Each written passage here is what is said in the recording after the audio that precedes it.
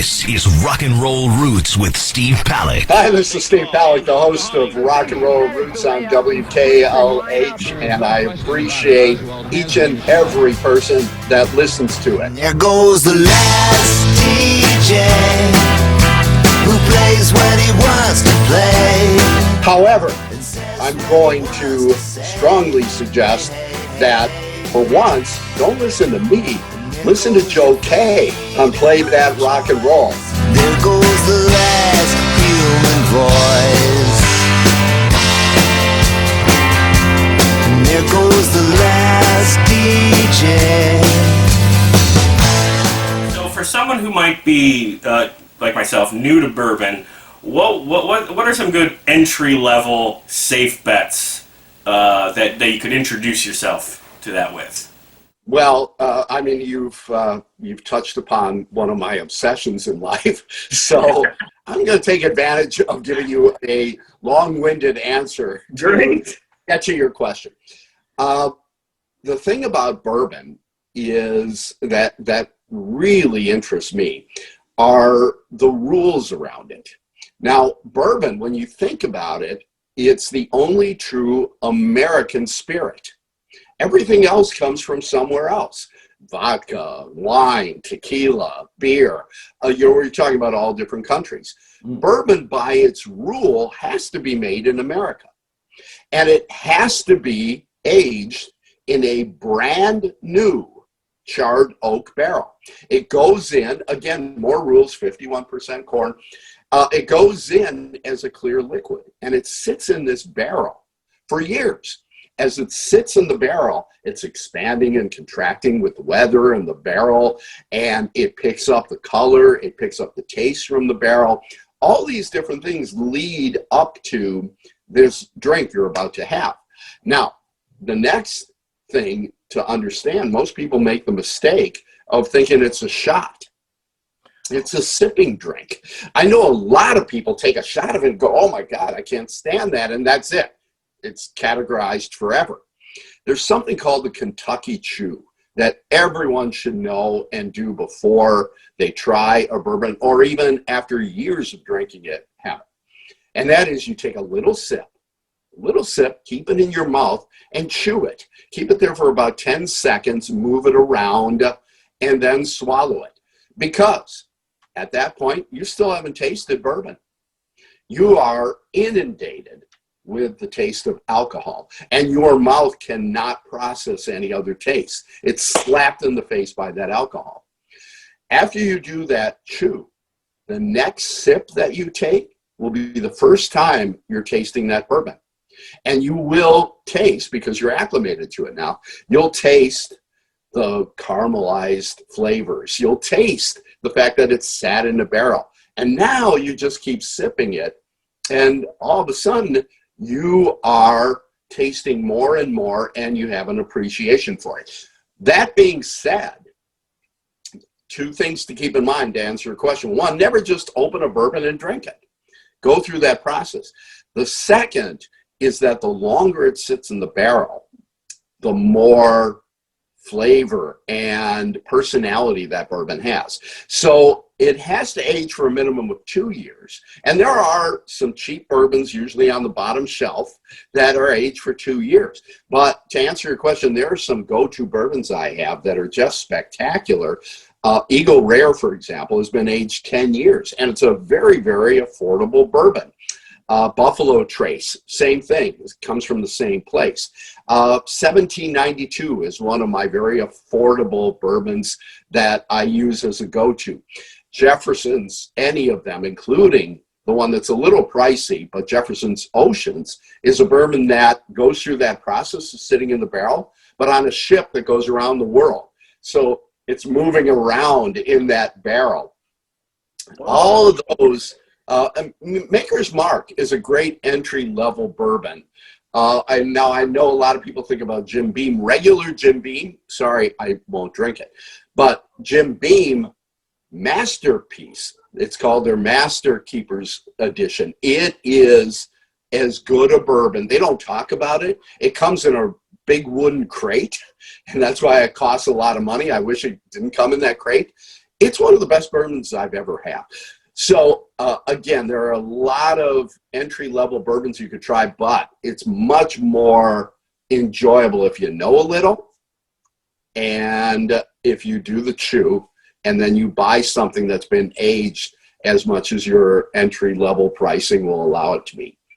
Sorry, but that, I mean, you tapped into my passion. No, that's a great answer, because like you said, with the taking a shot, that's probably what I would have done if I was out at the bar, you know? And it's like, you know, so it's almost like the process of how you drink it is as important as what you get.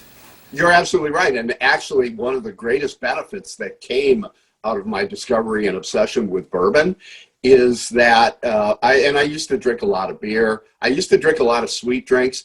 Many of my drinks had umbrellas in them. But when I order a bourbon in whatever setting and I'm sipping it and holding this nice glass, I feel like an adult. It's the first time in my drinking experiences I've ever felt like an adult. Very, very classy affair, you know. You could feasibly have a cigar, you know, and just, you know, hey, you belong in a magazine. Perfect. Right. Well, very good. I'll take you up on that recommendation. I haven't tried it, so that now that I have that info, I will. Very cool. So, you know, trying to stay on bourbon, but also sort of pivot it back to the music we love. I know you tweeted about it, so I wonder if you tried it. You know, a lot of the bands that you and I both love have, in one way or another, tried to wedge their way into beer distribution or, you know, some sort of booze production. I think of Heaven's Door, you know, Bob Dylan's. And then I also think of probably the granddaddy of all of them, Sammy Hagar's Cabo Wabo Tequila. Have you tried what rock star alcohol you know types have you tried, and what do you think of them? Well, Heaven's Door, Dylan's bourbon, is spectacular. It's an excellent bourbon. I can't really profess to, you know, think about a lot of rock star bourbons. And by the way, I only drink bourbon.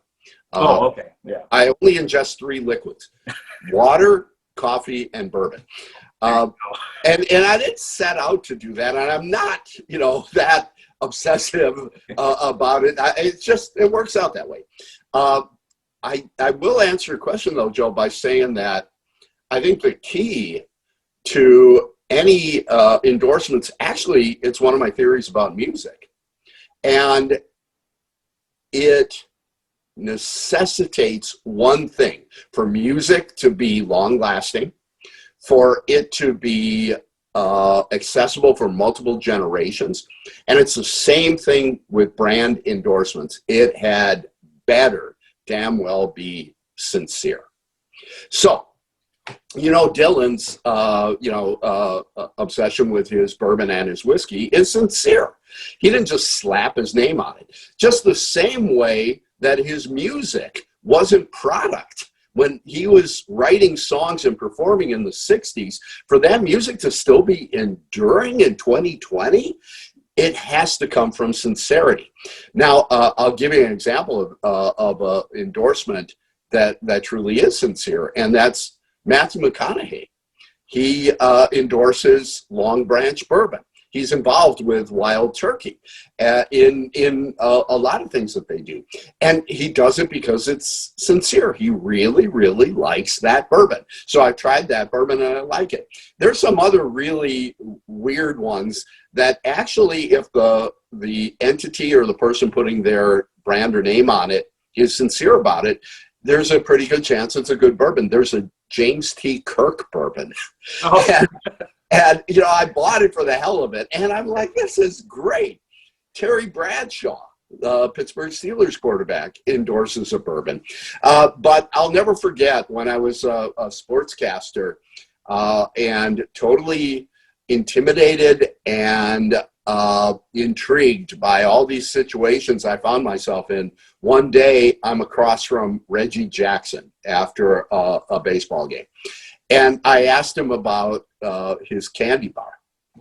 And, you know, I said something about, you lent your name to a candy? He said, young man, I don't lend my name to anyone. I get paid for it. But, you know, what I read between the lines in that was, you know, he was doing it for the money.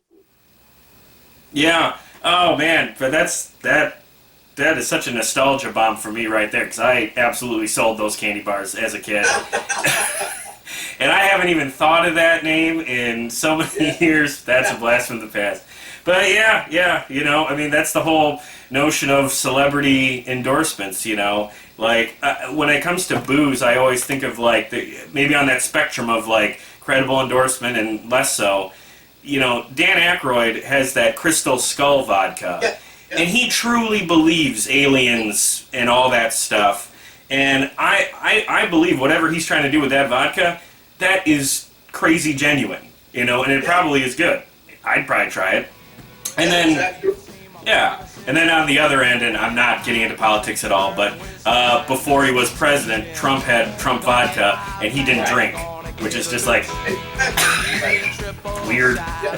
Exactly right. Gonna get drunk, don't you have no fear. I want one bourbon, one scotch, one beer, one bourbon, one scotch, one beer.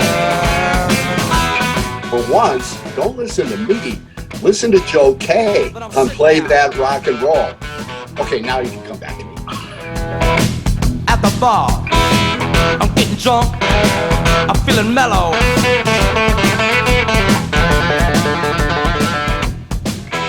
I'm drinking bourbon.